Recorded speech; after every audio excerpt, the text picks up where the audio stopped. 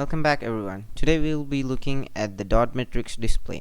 By the end of this video, you'll be able to create impressive scrolling text, animations and more using multiple dot matrix MAX721 driver displays. Here is everything you'll need. Multiple dot matrix displays with MAX721 drivers, a microcontroller like ESP32 and some wires. Let's start with the wiring. Each of these displays have 5 main pins: the VCC, ground, D-in, CS and clock. Connect VCC to 5V, ground to ground, CS pin to 15 and data pin to 13, that is D-in, and the clock pin, that is CLK, to 14 of the ESP32. To add more displays, on the other end of the dot matrix display you have 5 outgoing pins which you can connect to the next matrix display.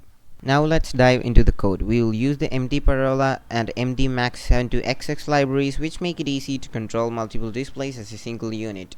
Head over to the library manager in Arduino, search for MD Parola and MD MAX7219 and install both.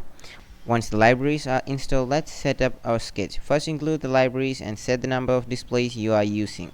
That is, on the Max devices, you set the number of displays that you are going to connect. Have so much control. For example, in the setup function, we will initialize the display and set the scroll speed. In the display.displayText function, you can add the string or the text you want to showcase.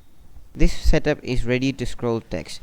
For the purpose of showing that emoji, I used a different library.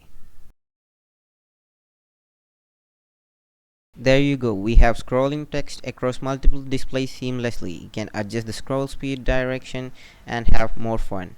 With this setup, you can create a ton of cool projects like LED banners, custom clocks, message boards and even interactive games. Imagine building a digital clock or a scoreboard with this setup. It's perfect for displaying dynamic information in real time. And that's a wrap. With just a few components, you can create amazing visual effects and take your project to the next level. If you found this tutorial helpful, don't forget to subscribe for more DIY electronics tips. Happy building and see you in the next video.